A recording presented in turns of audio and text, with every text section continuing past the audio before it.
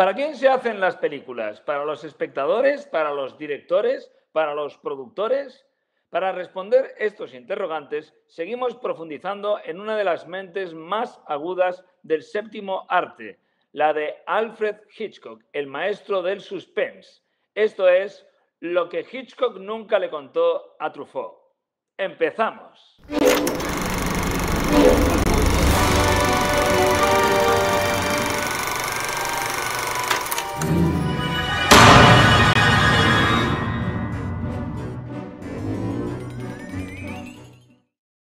Bienvenidos amantes del cine clásico, bienvenidos amigos de Estudo Momento. Estamos en nuestra sección Lo que Hitchcock nunca le contó a Truffaut, revelando secretos ocultos que nadie ha sabido ver en el famosísimo libro El cine según Hitchcock. Claves que nos ayudarán a entender por qué el cine clásico es muy superior al cine que se hace hoy en día. En este programa abordaremos el capítulo 4 del libro. Es el turno de un clásico. Es el turno de El hombre que sabía demasiado. En su primera versión, la de 1934, porque ya los más cinéfilos sabrán que hay dos versiones.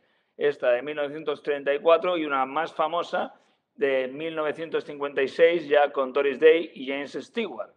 De nuevo, Iria Ares, nuestra directora y experta en Hitchcock, está preparada para sentarse y sumarse al análisis de esta apasionante película. Pero antes os recuerdo que aquí no vamos a hacer un resumen del libro. Esto es una manera radicalmente diferente de ser espectador. Deja de ver películas como las veías antes. Deja de consumir y pasa a sentir el cine. Por favor, no dejéis de suscribiros al canal de Estudo Momento porque ya somos más de 1.500 suscriptores y seguimos creciendo. Pero necesitamos vuestro apoyo, vuestros comentarios y vuestros me gustas para llegar a más y más amantes del cine clásico.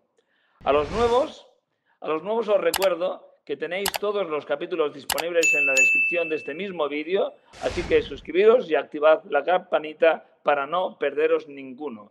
Y ahora ya damos paso a nuestra directora, a nuestra musa, a la musa del canal. Hola y bienvenida, Iria Ares. Muy buenas noches a todos. Me quedo con la idea de musa del canal, me gusta. Quiero felicitarte porque la serie está empezando a coger fuerza en YouTube y estoy convencido de que irá a más con el análisis de hoy. El hombre que sabía demasiado. Empiezan los grandes títulos, al menos los más conocidos de Alfred Hitchcock. Sí, la verdad que sí. Empieza el show, Mejuto y compañía, todos nuestros espectadores. Empieza el cine más comercial de Alfred Hitchcock, el que encumbró al maestro. Las primeras películas espectáculo, vamos a definirlas así, y estoy deseando analizar esta maravilla que es El hombre que sabía demasiado, en su versión 1. Voy a discrepar con Hitchcock hoy por primera vez, o sea que hoy venimos con un programa calentito, en el buen sentido, y vamos a comparar las dos versiones, o sea que muy atentos porque hoy vamos a aprender mucho cine.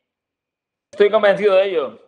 Venimos de analizar los primeros capítulos del libro, Blackmail, The Lodger, las primeras películas Hitchcock, pero ninguna fue tan exitosa en taquilla como este gran éxito comercial, El hombre que sabía demasiado. Éxito, por cierto, que relanzó la carrera de Hitchcock, que como vimos en el capítulo anterior estaba en horas bajas. Te cedo la palabra, Iria. ¿Qué fue lo que Hitchcock nunca le contó a Truffaut sobre el hombre que sabía demasiado? Pues mira, vamos a empezar fuerte, porque lo primero con lo que me encontré es algo muy sorprendente y que además ya está en la primera página del capítulo 4. Truffaut tropieza con uno de los grandes hallazgos del cine de Hitchcock, que todavía está vigente en sus últimas películas y estará siempre en su cinematografía, pero no se da cuenta. Entonces, si te parece, vamos a empezar destacando la frase con la que se tropieza Truffaut. Aquí la tenemos, te la dejo a ti, toda tuya. Un francés muere asesinado cerca de ellos, confiándoles in extremis un mensaje. Eso es, correcto, un mensaje. Aquí está una de las claves de Hitchcock. El mensaje entregado in extremis y como muy bien señala Truffaut.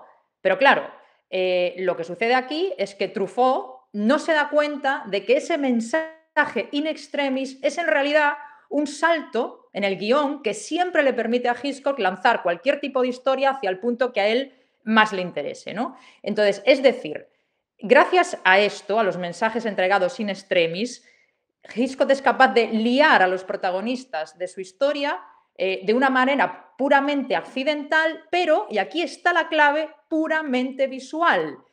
Y Sí, esto bueno, ya se da aquí, por primera vez.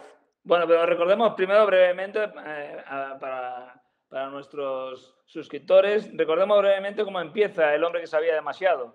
Una familia está de vacaciones en Suiza y recibe sin querer un mensaje de un espía para impedir un asesinato en Londres. Los malos se enteran y para que la familia no diga nada, raptan a la hija. A grandes rasgos, este es el argumento de la película. Y lo que estabas diciendo de cómo avanza la historia después de ese primer mensaje in extremis, esto llega a su paroxismo con la muerte en los talones, en la filmografía de Hitchcock, cuando Cary Grant levanta la mano. Eso es. En esa primera escena, en un hotel creo que es, y le confunden con el... Le confunden con el agente Kaplan. Con el agente Kaplan, efectivamente. Y es lo que lanza toda la película y esto es de lo que estábamos hablando ahora mismo. Sí, sí, exactamente. Aquí también introducimos pues, ese concepto, ¿no? Que es el hombre inocente atrapado en unas circunstancias extraordinarias, aunque en este caso es una mujer, un marido y mujer, un matrimonio, pero ya es la clave de lo que, como tú muy bien decías, pues todo el universo de Hitchcock, de esas películas que nos atrapan, que es Con la muerte en los talones, y que él después va a definir con una palabra muy concreta, pero eso no me quiero adelantar porque lo hará en otros capítulos del libro. Lo que me quiero quedar aquí es con lo que te digo que Truffaut no se dio cuenta, que es ese mensaje in extremis, porque es puramente visual en Hitchcock, no es simplemente un concepto de guión. Él lo lleva a imágenes, lo lleva a objetos y vamos a ver exactamente si te parece con las imágenes, porque para mí es un arranque de película muy superior, y yo sé que los grandes cinéfilos igual no van a estar muy de acuerdo, pero muy superior a La ventana indiscreta. Todos recordamos ese inicio de La ventana indiscreta, ¿verdad? Como un gran momento de la historia del cine y de la historia del cine de Alfred Hitchcock, ese movimiento en el que nos lleva por la historia del fotógrafo que interpreta a James Stewart. Pero es que este inicio del hombre que sabía demasiado en su primera versión del 36 para mí es superior, porque le mete un ritmo a todo que es increíble. Así que nada, si te parece vamos a entrar ya con las imágenes, que ya las veo aquí en pantalla, y quedaos esta sería la primera imagen de toda la selección que hemos hecho. Sí. En esta primera imagen están en un baile y con un chiste visual, inicialmente parece solamente un chiste visual, que es aquí engancha con un hilo del jersey que está haciendo su mujer, típico hilo. A medida que van bailando los personajes, ese hilo se va alargando y aquí, de alguna manera, de forma visual, Hitchcock está liando físicamente a los personajes. Exacto, exacto. Pero es que esto es muy interesante porque Truffaut no se da cuenta, y este es el arranque de la película, y es, todos están liados y entonces él utiliza ese recurso que todavía estamos, insisto, con el cine sonoro todavía se está asentando, estamos en los primeros años del cine sonoro y utiliza un recurso puramente visual pero que va a mantener a lo largo de toda su filmografía, ¿no? Aquí hay un disparo, este es el plano, entra un disparo por esa ventana y va a impactar... Esto es muy simpático o significativo, sí, porque es un disparo silencioso. Él coloca al tirador fuera, el agujerito en el cristal es muy pequeño y en el baile nadie se da cuenta del disparo. Incluso la víctima inicialmente mira extrañado su pecho porque prácticamente ni se da cuenta de que ha sido impactado con una bala. Poco a poco se va dando cuenta y poco a poco se da cuenta de que le han asesinado. Y aquí para, porque fíjate, exacto, se da cuenta y entonces cuando se da cuenta de que va a morir en los próximos segundos, la protagonista de la película queda liada, ¿no? O sea, queda atrapada en ese mensaje que le va a dar este personaje que conoció de manera accidental en Suiza, pero va a ser la portadora del mensaje. Fíjate aquí, te digo que pares porque ya aparece una llave. Acordaos de este concepto, cargar los objetos con el mensaje. lanzar el mensaje de una manera visual solo se puede hacer en cine si el mensaje va asociado a un objeto. Y aquí está el primer objeto, que es la llave, ¿no? Él saca esa llave porque le va a decir, en mi habitación, es decir, la llave representa su habitación, y seguimos pasando, acuérdense del objeto, ¿vale? Él ya muere y le entrega esa llave porque en esa llave, bueno, esto es una imagen poética, la vamos a comentar ahora, pero en esa llave... Aquí también está esta otra imagen en medio, que es ese disparo. La sí, nuca... antes de que sigas avanzando, porque quiero que quede muy claro, ¿vale? La llave es donde Hitchcock mete ese mensaje, porque le dice a la protagonista, le dice, en mi habitación, en un objeto con el que yo no es una máquina de afeitar, es un... Es que no, como no soy hombre, ¿cómo se le llaman los hombres? En la brocha para... Sí. En la brocha para afeitar hay un mensaje, ¿no? Entonces, esa llave es lo que va a abrir la siguiente pista, ¿vale? Quédense con eso. En el medio él se muere, pero le entrega la llave a ella. Y esta es una imagen que te pedí porque es muy poética en el sentido de que para mí es el hilo de la vida que se corta, ¿no? Porque ese hilo era el que provenía del marido que le hizo la broma esa, pero es que al final poca broma porque se ha muerto, ¿no? Y justo Hitchcock corta ese hilo cuando cae muerto el personaje, ¿no? Aquí es por donde entró el disparo, la gente se da cuenta de que ahí es muy cine mudo este plano, ¿vale? Pero otra vez Hitchcock insiste, ¿no?, en que ha sido asesinado. Y este es un plano que te pedí rescatar porque este es el señor que le ha disparado. Esto no lo sabes como espectador, lo intuyes por el plano que hace Hitchcock otra vez. ¿Os acordáis que en el capítulo anterior hablábamos de las nucas? Esto no es exactamente una nuca, pero es un plano muy raro. Y es un plano muy raro en el que Hitchcock le está diciendo al espectador de manera subconsciente que este es el malo, este es el que le disparó, ¿vale? Aquí lo vemos llegando al hotel como si no hubiese pasado nada, pero es que le acaba de disparar. Es el asesino, digamos. La secuencia avanza y aquí es donde ella le está diciendo a su marido el mensaje que le ha dado la víctima justo antes de morir, ¿no? ¿Y cómo lo hace? Cualquier director lo haría pues con diálogo. Hitchcock, ¿cómo lo hace? Pues volviendo a cargar el objeto, exacto, aquí enseña la llave que tiene esa pequeña solapita en la que está el número de la habitación, 84, se ve perfectamente. Aquí se juntan sus manos. Aquí se juntan sus manos, pero que esto es muy simbólico, porque la habitación, ella le dice, tú vas a ir a la habitación y para que nadie nos vea, mete la llave entre las manos, que nadie sepa nuestro secreto. Esta imagen es preciosa, porque a partir de ahora el matrimonio es cómplice en el secreto de confesión del personaje que acaba de ser asesinado. Os lo dije antes, ojo con Hitchcock, que es lanzar el mensaje de un objeto a otro. Ahora el objeto ya está en las manos del marido, ¿ok? ¿Seguimos? Ese 84 aparece ahora aquí en la puerta de la habitación. La transición es inmediata, con lo cual... Es bellísima, además es de una pasamos belleza... de una llave a una puerta, no necesitamos ver al personaje recorriendo todo el hotel para llegar allí. Este tipo de cosas, este tipo de enlaces narrativos eran muy ágiles en el cine de esta época. Y después de entrar en la habitación y ir al baño, recorrer un poco, él está un poco perdido, no conoce la habitación, pero encuentra finalmente la brocha y ahí dentro de esa brocha, o sea, otra vez otro objeto, encuentra el mensaje. Y que aún tienen que descifrar. Y encuentra el lugar en el que va a acabar todo, que es en el Albert Hall. Entonces, esto es magistral. Cuando sale de la habitación se encuentra con el malo malísimo y ya tenemos la película lanzada, ya tenemos la historia lanzada. Hitchcock en estas cosas era muy bueno. Y esto en el cine de hoy se tardaría un mundo en llegar aquí. Igual tardaban 15 minutos en llegar aquí, explicando, teniendo conversaciones, que si metiendo las subtramas por el medio, que si una escena de transición fuera para enseñarnos los coches que pasan, qué sé yo. El espectador ya sabe de lo que estoy hablando. Hitchcock es tan limpio trabajando que simplemente cargándote un objeto y llevándolo de un sitio a otro, de un sitio a otro, de un sitio a otro, de una manera puramente visual, ya te lanzó la historia.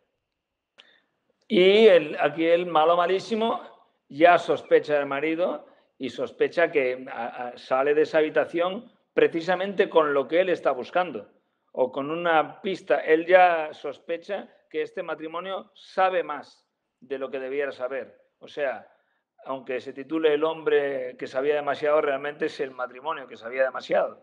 Sí. Entonces le exige que le entregue lo que haya recogido. En ese momento aparece salvadora la policía. Sí. Esto también es un clásico en Hitchcock. Sí, esto es un clásico que también volverá a aparecer en Con la muerte en los talones, ¿no? Tener que entregarse a la policía para salvarse del malo malísimo. Pues aquí está todo el inicio del hombre que sabía demasiado y que es un inicio, insisto, que Hitchcock va a aplicar en muchas más ocasiones a lo largo de su trayectoria y que a mí me parece brillante y que me parece un concepto eso del mensaje entregado in extremis, pero que después va pasando de boca en boca, en objeto a objeto, pero la limpieza que tiene Hitchcock, la composición, el ritmo que le imprime, todo es visual y eso me parece una maestría tremenda y Truffaut no lo señala, ¿no? Por eso yo te lo rescaté, me parece muy interesante.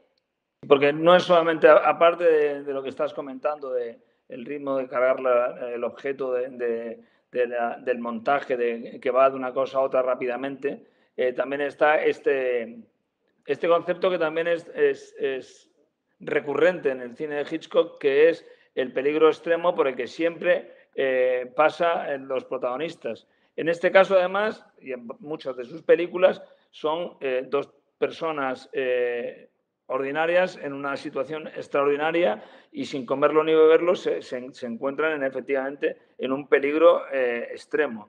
Y aparece la policía que precisamente viene a detenerle, pero sin saber que le están salvando.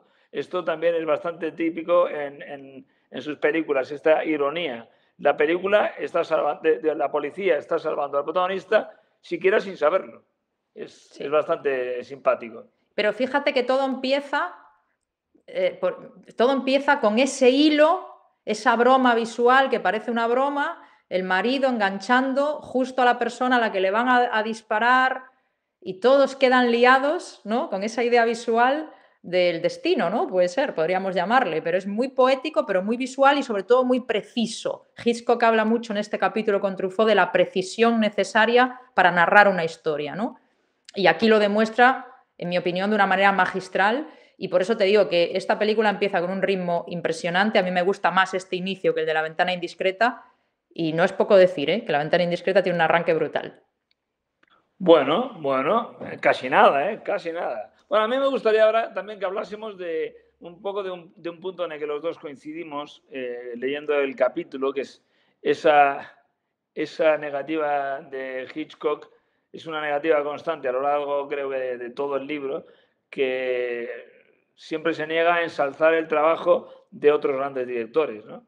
Y es como si nunca quisiese darle publicidad a otros. Sí, ese momento es muy bueno, vamos a rescatarlo porque creo que se lo merece la memoria de Fritz Lang, ¿no? Este momento en el que Hitchcock habla de una película que es un clásico y que es, en mi opinión, una obra maestra, indispensable. Y aquí vamos a ver el humor de Hitchcock y esa negativa constante a hablar del talento de los demás, ¿no? Que también hay que decirlo, que tiene muy mala baba Hitchcock. Sí, Truffaut está hablando de elecciones del reparto. Recuerdo que le está hablando de que el actor que muere al principio es un actor francés, igual que en la segunda parte también el espía que muere en las primeras escenas también es un actor francés, si había alguna razón para ello. Y Hitchcock le dice que no, que eso son cuestiones de producción y continúa con esto. El actor que realmente que deseaba especialmente y al que hice llamar era Peter Lorre, sí, que hacía su primer papel inglés. Acababa de rodar M, el vampiro de Düsseldorf, de Fritz Lang. Y sigue la conversación, y aquí es el momento. Truffaut le pregunta, normal, ¿había visto usted M? Y Hitchcock, estamos hablando de M, el vampiro, que es una cumbre del cine mudo alemán. Y Hitchcock dice, muy británico él, sí, pero no me acuerdo muy bien. ¿No había un hombre que silbaba?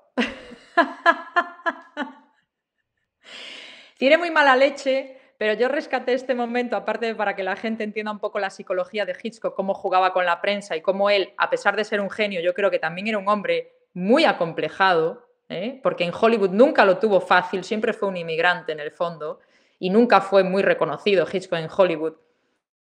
Al final sí, pero se le tachaba de director comercial, con poca profundidad.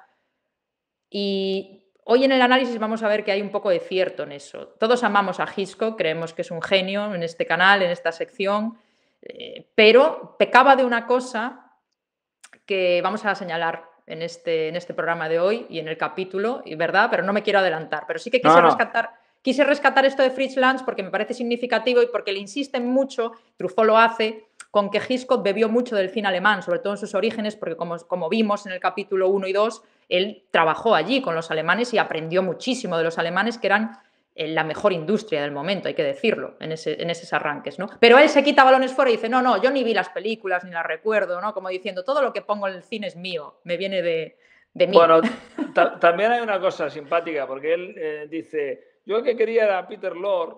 Sí. Él sabe que Peter Lorre después tuvo una carrera increíble. Impresionante. Y deja caer así como, gracias a esto hizo su primer papel en inglés. O sea, de alguna manera se está poniendo los galones de haber descubierto a Peter Lorre para la cinematografía en habla inglesa, ¿no? Bueno, hacía este tipo de cosas mucho. Pero bueno, hablando de Peter Lorre, a mí me encanta Peter Lorre, me encanta, bueno, siempre Peter Lorre prácticamente en todas sus películas y en esta película especialmente porque es capaz de interpretar a un malo disfrutando realmente del papel, haciendo disfrutar al espectador también con ello. Así que yo creo que Hitchcock fue muy hábil en escogerlo para este papel. Sí, es un superclase, sin ninguna duda, sin ninguna duda. Sin ninguna duda. Pero bueno, lo de Fritz Lange, a los admiradores de Fritz Lange les tuvo que doler, ¿eh? Bueno, sí. Que cuando hayan leído esto, bueno... Bueno, entre los que me incluyo, Fritz Lange es un auténtico genio, o sea que... Sí. Pero vamos, yo creo que conociendo a Hitchcock todo se le perdona. Sí, no, yo creo que no, insisto, no hay mala intención, pero teníamos que señalarlo para que la gente también vea que no solo nos metemos con Truffaut, sino con el gran maestro también. Hay que recordar que Hitchcock es de los primeros directores que realmente tiene mucha conciencia de lo que es su marca personal. Esto que se habla tanto hoy en día de marca personal. Él, cuando inicia su carrera como director, inició una agencia publicista para potenciar su marca. Entonces, creo que es uno de los directores más conscientes de eso.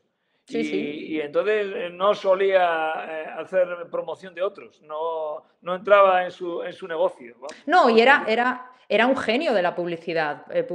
Todos recordamos cómo vendió Los pájaros, por ejemplo, esas fotos famosas que se han hecho ya míticas con Tippi, ¿no? Y muchas más cosas, con La muerte en los talones, sus colaboraciones con Saul Bass, en eso también era muy bueno. Su programa de televisión. Su programa de televisión probablemente no sería el mismo de no tener las introducciones en las que salía él, que en muchos de los capítulos de los que no dirigía él, era uno de los momentos que conectaba mejor con el público, porque en todos los capítulos salía él al principio y al final, ¿no? Sí. Eso es marketing. Sí. Bueno, vamos a continuar porque tú me has pedido también en este capítulo, como en el anterior, y me parece a mí que esto, a medida que avancemos en el libro, se va a producir en más ocasiones. Me temo que sí. Porque en este capítulo, aparte de El hombre que sabía demasiado, está la película 39 escalones. Y además era necesario, evidentemente, analizar la escena que vamos a analizar ahora, que es la del Albert Hall.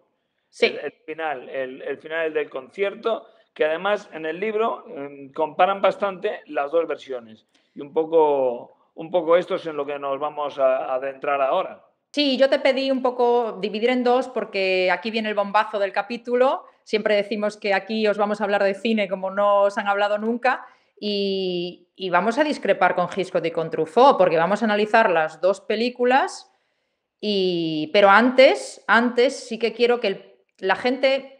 Vamos a rescatar un par de frases para conocer bien cómo funcionaba la mente de Alfred Hitchcock cuando hacía cine, porque siempre en su mente estaba el público. Y en este capítulo, Hitchcock nos regala una reflexión acerca del papel que juega el público en el cine, que me parece absolutamente genial y que sigue definiendo el famoso suspense. ¿Os acordáis que en el capítulo anterior él ya empieza a definir lo que es el suspense? Aquí va un paso más allá, introduce al público en la ecuación y tiene un par de frases, perdón, gloriosas para hablar de lo que significa el público. Vamos Sí, con ello. antes de explicar esta frase, conviene hablar de dónde viene. Sí. Están hablando de la escena final. La escena final, el plan de los malos para cometer el asesinato es disparar en un teatro repleto de gente en un momento de la partitura de la cantata que se está interpretando en el Royal Albert Hall, en el único momento en el que en esa partitura suenan los platillos, con lo cual el ruido de los platillos en ese momento va a disimular el disparo del asesino, con lo cual le va a dar tiempo suficiente para desaparecer sin que nadie sospeche lo que ha ocurrido. Para cargar todo esto, después vamos a explicar cómo lo hacen, pero Truffaut le pregunta cómo llegó hasta esta idea. Sí. Y Hitchcock le dice que quiere recordar que una tira cómica una tira de imágenes, un cómic que se titulaba El hombre de una nota, que es un hombre que se levanta por la mañana, se ve toda la rutina del día, cómo llega al teatro, cómo quita, me parece que era una flauta, espera durante el concierto, el director le da la nota, él toca la nota, recoge y se va. Y toda la rutina hasta volver a acostarse. Esa era la tira cómica. Y esto es lo que dice. Probablemente se llamaba El hombre de una nota. De toda esa tira cómica es de donde él dice haber sacado la idea. Probablemente se llamaba El hombre de una nota. Y la historia de este hombrecito que espera el momento de tocar una sola nota me inspiró el suspense del golpe de platillos. Sí. Y yo creo que dice la verdad, ¿eh? Yo creo que Hitchcock sí que se inspiraba en la cultura popular de masas, la que funcionaba, e intentaba entrar en la psicología del público y saber por qué funciona esto, y lo que funciona me lo quedo y lo paso al cine. Y efectivamente, para desgracia de Hitchcock, vamos a ver que esa historia del hombre de una sola nota le va a perseguir más de lo que le gustaría, porque creo que al final el hombre de una sola nota va a acabar siendo el señor Alfred Hitchcock, pero lo vamos a ver al final. De todas maneras, Hitchcock, hay veces que, como fabulaba tantas veces, creer lo que dice a veces es aventurado, ¿eh?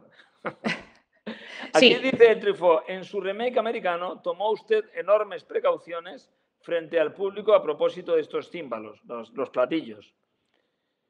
Y responde Hitchcock, tenía que hacerse así para que el público participara completamente.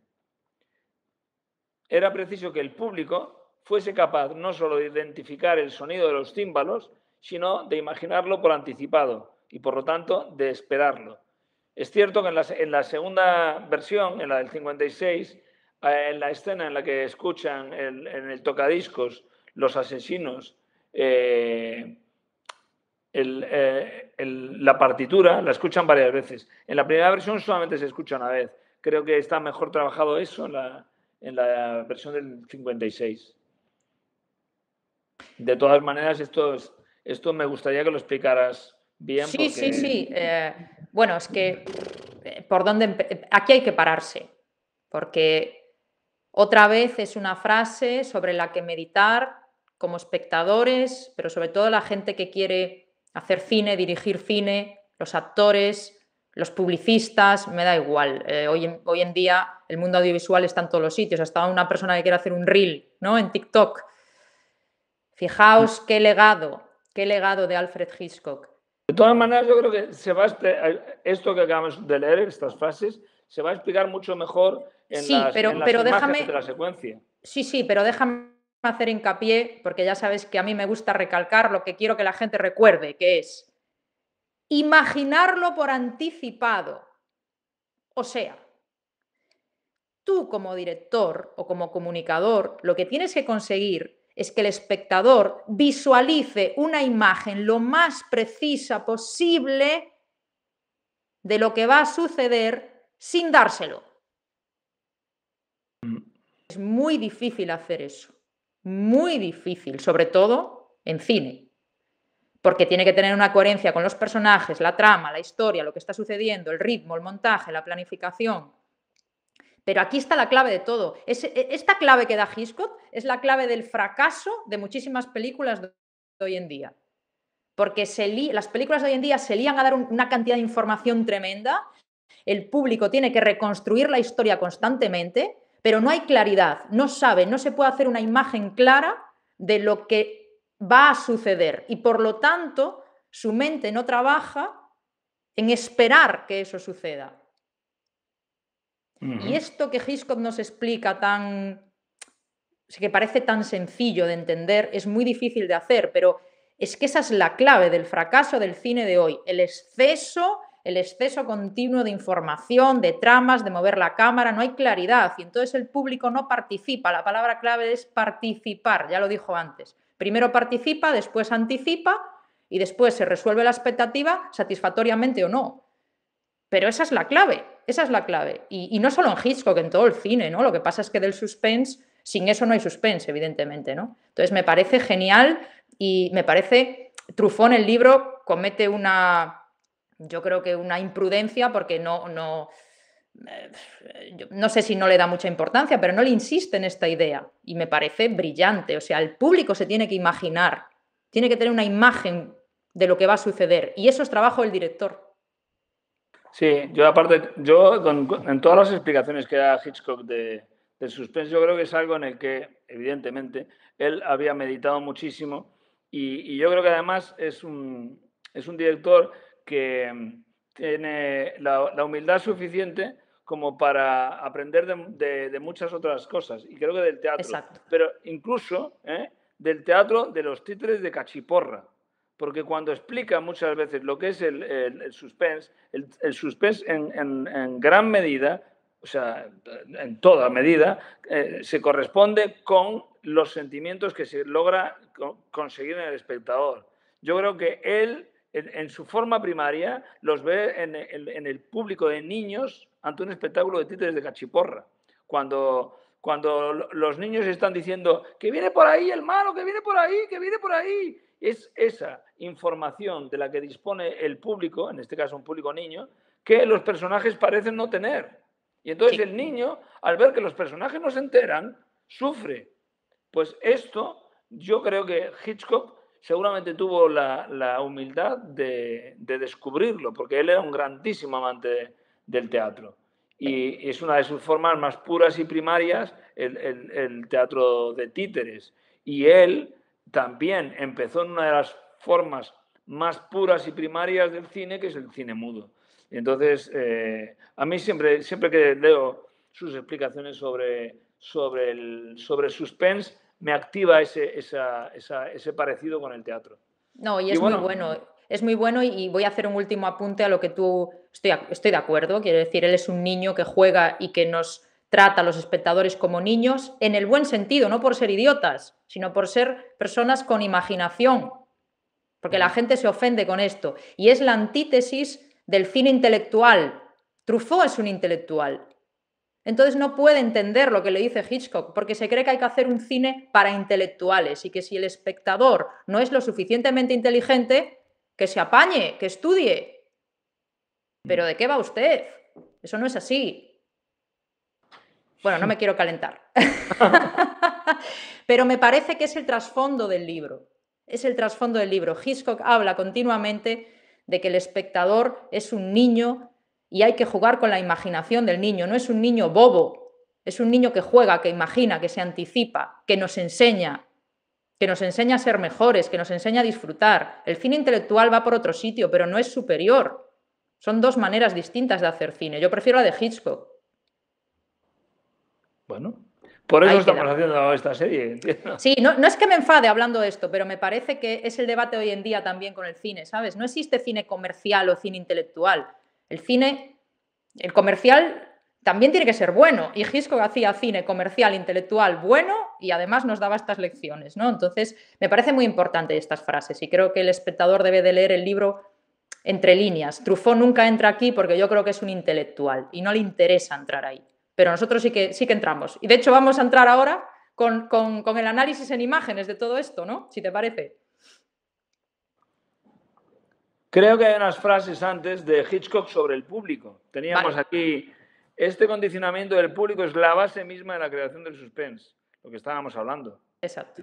es preciso incluso poder sentir en sí mismo las emociones que se quieren lograr del público. Es lo que decías tú de los niños, lo acabas de decir, ¿te das cuenta? Es Sí, sí. así.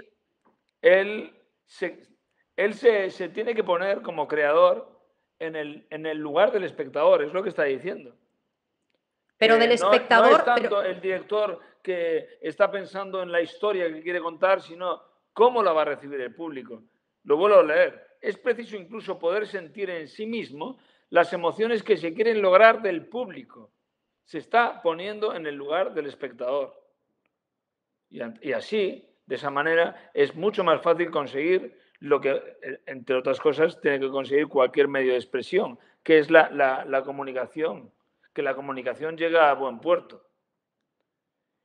Y aquí sí. estamos ya hablando de la opinión de Truffaut sobre cuando hablan de las dos versiones, la de 34 y la de 56, y comparando las dos secuencias del Albert Hall. Y Truffaut dice el remake está más planificado y más riguroso. Hablan también de que en el remake, o sea, en el 56, son planos estáticos, hay menos movimiento de cámara, que el suspense está mejor trabajado por la intervención llegada de James Stewart al teatro. Y de alguna manera Hitchcock le viene a dar la razón, porque Sí, le dice algo pero así espera, no te Sí. adelantes, no te Ajá. adelantes, vamos a analizarlo, ¿vale? Porque hemos hablado mucho, pero ya sabes que en este programa a mí no me gusta hablar sin demostrar con imágenes, el espectador lo tiene que ver como nosotros, porque nosotros somos como Hitchcock, lo que queremos es que el público participe del programa y lo vea con nosotros, no que haga un acto de fe, que lo vea. Entonces, como tú muy bien decías, Hitchcock y Truffaut están de acuerdo en que la versión del 56 con James Stewart y Doris Day es mejor que la que estamos analizando ahora, pero yo creo que no.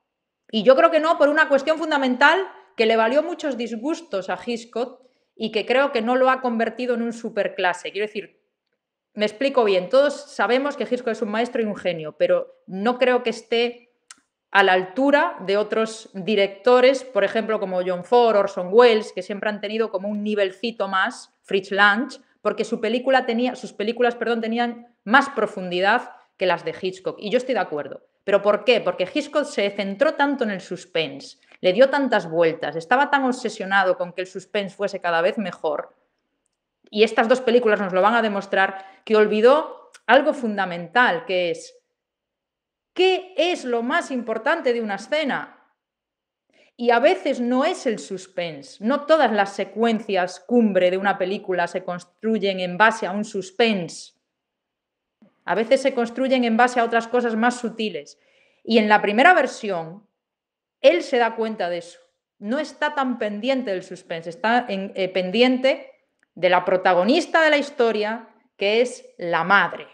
La madre que está a punto de perder a su hija en la primera versión, a su hijo en la segunda. Aquí vemos a Doris Day. La diferencia entre las dos versiones es esa, que en la segunda versión, aquí tenemos a Doris Day, lo vamos a ver desde un punto de vista visual, Hitchcock está muy preocupado en alargar el suspense, en meter a James Stewart también para alargar ese suspense y dar puntos cómicos, en contarnos muy bien que en el momento en el que los dos platillos se junten habrá un disparo y juega todo el rato con eso. Pero se olvida de que lo importante y con lo que va a conectar el espectador es con la incapacidad de una madre de salvar a su hijo, en este caso. Aquí vemos a Doris Day, que está preocupada por algo que está fuera de ella, que es que van a dispararle al representante gubernamental de no sé qué país. Aquí nos enseña el tema de los platillos Hitchcock, que efectivamente en la segunda versión está mucho mejor hecho, es mucho más grandilocuente, está Bernard Herrmann orquestándolo todo, o sea, es todo mucho más Hollywood, ¿no? Mucho más elaborado, más glamuroso, más taquillero. Hace el hincapié para que la gente siga la partitura y diga, vale, en este momento es cuando le van a disparar, vale, todo eso está mejor hecho. Vamos a verlo cómo avanza. Lo que estábamos contando, llega James Stewart, que para mí es peor, porque son momentos en los que James Stewart nunca llega a intervenir, llega tarde, y para mí es un desahogo cómico que alarga el suspense, pero que no aporta nada en lo que es importante, que es esa madre luchando por defender a su hijo, seguimos avanzando. Y aquí viene este plano que delata a Hitchcock. Esa necesidad imperiosa de regocijarse en el valor del suspense. Este plano no tiene ningún valor emocional. No lo tiene.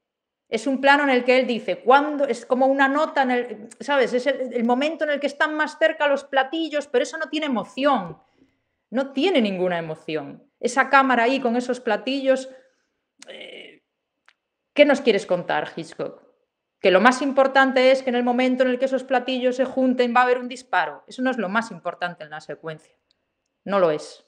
Vamos Aquí a seguir avanzando. para que los espectadores recuerden, cuando llega Doris Day, la madre al teatro, ella sabe que en este palco está el asesino, ella lo está mirando aquí, sabe que en el palco contrario está el hombre, el embajador, que va a ser la víctima del atentado, y ella no puede hacer nada, porque en el caso de evitar el atentado pondría en peligro la vida de su hijo. En este caso, en esta versión, es un hijo que está secuestrado. Y entonces tiene un dilema moral. Y como tú dices, hay demasiadas distracciones para que el motor central de la escena, que es ese dilema moral, se remarque. Sí, y entonces Hitchcock, que lo sabe, visualmente tiene que recurrir a este plano en picado, que es un plano magistral que utiliza muchas veces para decirnos que el personaje que está siendo sometido a una presión, ¿no? y a un dilema moral, como tú dices, el bien y el mal, ¿no? Pero este plano, cuando los espectadores revisen la escena en movimiento, aquí no podemos hacerlo por una cuestión de derechos, se darán cuenta de que ya no tiene ese impacto que tiene normalmente en las películas de Hitchcock, que lo vimos en otros capítulos, por ejemplo, el momento en esta misma película en la que James Stewart coge el teléfono y le dicen que su hijo está secuestrado, ¿no? Este plano es tramposo. Él recurre a él porque le salva, le vale muchas veces para meter emoción, que él siempre está obsesionado con meter emoción, pero llega tarde Hitchcock, porque viene después de ese plano horrible de los platillos, porque le has querido dar más importancia al momento álgido del suspense que a los sentimientos y las emociones de una madre en un dilema moral por salvar a su hijo o salvar la vida de otra persona. Sin embargo, en la versión maravillosa que estamos analizando hoy, mira, ya este plano, esa mirada que va cerca de objetivo, ya es 1000 veces superior a todos los planos que hemos visto de Doris Day en la versión del 56. ¿Estás de acuerdo? Sí, sí, por supuesto. Ya nos metemos en la historia de la madre. A mí ya me importa más todo lo que vaya a pasar, pero me importa en tanto en cuanto empatizo con la persona que está viviendo esa tragedia o ese dilema moral. En la segunda versión eso no existe. Y yo le invito a los espectadores que las vean, por favor, porque es una diferencia sutil, pero una vez que la entiendes y la ves y la sientes en tu cuerpo, cambia todo. Bueno, yo estoy teniendo una sospecha en directo que te voy a explicar después por qué creo que el cambio que hace Hitchcock en la segunda versión. Vale. Fijaos, esto sí que es increíble. O sea, el dilema moral es tan grande que Hitchcock, que venía hace poco de hacer cine mudo, en el 56 ya había dejado muy atrás las películas de cine mudo, aquí está muy reciente, y nos cuenta con la cámara que ella ya empieza incluso a no ver bien, o sea, ella ya está en una sensación de no saber qué hacer, que ya hasta se le va la vista, está a punto de desmayarse ante esa tensión, y hace una transición tan bonita de este plano. Fijaos, ¿no? Como es la vista de la mujer y de repente, ¡pa!, va a ir... Las lágrimas o lo que sea se le nubla la vista. Exacto. Y se va aquí. Y se va ahí, que bueno, es que esta transición es brillantísima porque todas las ideas están ahí, no hace falta más. Yo entiendo a Hitchcock con el suspense en la segunda. Tú querías comentar también, si no lo recuerdas, la diferencia entre ese plano y el plano, ese mismo plano, porque es el mismo plano en color. Fíjate la diferencia. Fijaos cómo, para mí el cine en blanco y negro... Para ciertas cosas... Para ciertas cosas es imbatible y aquí es un gran ejemplo, sí. Este plano y el que vamos a ver más tarde, que es este, que es mucho más poderoso. mucho más potente, mucho más potente. Entonces ella aquí, fijaos, ve la pistola, pero no puede hacer nada, o sí, el dilema sigue ahí, si grito, pueden matar a mi hija, pero fijaos, o sea, otra vez recurre al plano desde arriba, ¿lo veis? Ha cambiado otra vez el ángulo, se va arriba, pero esto ya es distinto, porque ella está implicada emocionalmente en la escena. Ella está implicada y vamos a ver, además, el por qué, ¿no? El por qué está implicada, que él, ahí lo tenemos. Ella, Hitchcock en la primera versión nos recuerda que ella, la madre, está allí en el Albert Hall porque tiene que salvar a su hija y ese pin representa a su hija, pues fue un regalo que le dio ella a su hija, ¿no? Y que ahora tiene en esa mano y el dilema está permanentemente en esta segunda versión. En esta segunda versión está siempre. Y por eso yo creo que es muy superior y creo que muchas veces lo que le encumbró a Hitchcock, que es su dominio del suspense, también le hizo esclavo y en algunos momentos de su carrera perjudicó la profundidad emocional de sus películas y creo que fue lo que le costó que no se lo tomasen demasiado en serio en Hollywood. Sí, sí, también, te hablaba de la sospecha que tengo yo, que pudo ser también algo, un ingrediente que le empujó a tener que hacer así la secuencia. Hay una gran diferencia entre esta actriz, y de esto también se habla en el libro en más ocasiones, esta actriz y Doris Day. Doris Day era una estrella con una imagen muy de cine familiar, una estrella musical, de hecho también condiciona bastante la película que sea ese tipo de actriz, y es, durante toda la película es la nota emocional de la película. Dudo o tengo la sospecha de que incluso desde los representantes o desde los estudios le dijeran que no se podía jugar con los dilemas morales del personaje de Doris Day. No podía haber el más mínimo atisbo de que tuviese la tentación de comportarse mal. En cambio, esta actriz, antes de llorar, las primeras imágenes, se ve como claramente toma la decisión de no evitar el asesinato. Lo que pasa es que finalmente se emociona y no puede evitar gritar. Sí. Pero Doris Day, desde el principio de la escena, está emocionada. Es todo emoción. Es una madre. Es Doris Day. Y no puede... supongo que el entorno, como dicen ahora de los futbolistas famosos, no podían permitir que Doris Day tuviese ninguna doblez moral. Es simplemente una sospecha que pudo empujar a Hitchcock a buscar otras soluciones para sacar adelante la secuencia final. Sí, es posible, es posible. Y tú has dado una imagen preciosa, le has llamado la nota emocional, ¿no? La nota emocional es lo más importante de una historia, no el suspense. Y el suspense es solo un mecanismo para conseguir la emoción.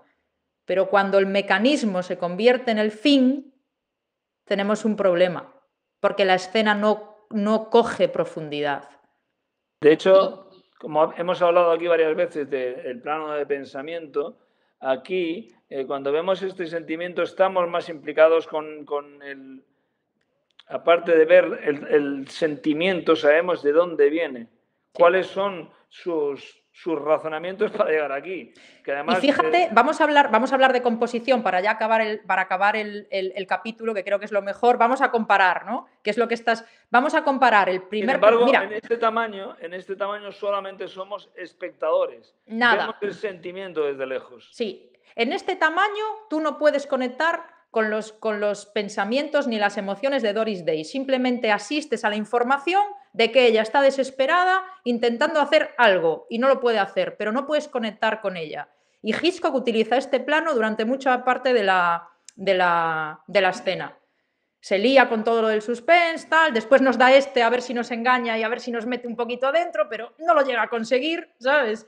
Y claro, esa comparativa de los planos de Doris Day con este ya arrasa con todo el trabajo de Doris Day. Se acabó. O sea, es que es muerte por KO. Creo que el espectador lo ve claramente. Yo con esta chica, con esta mujer, entro y empatizo. Además, fíjate el desenfoque atrás, la composición. la luz, la lágrima, lo que más brilla es la lágrima y el pelo, ella aislada.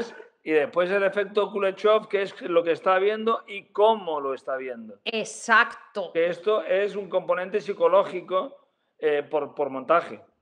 Exacto. Y en la versión del 56 arrasa todo este trabajo y no le da la importancia que le da a la articulación de los dichosos címbalos o platillos o lo que sea, ¿sabes? Que yo creo que es mucho peor. Pero bueno, eso es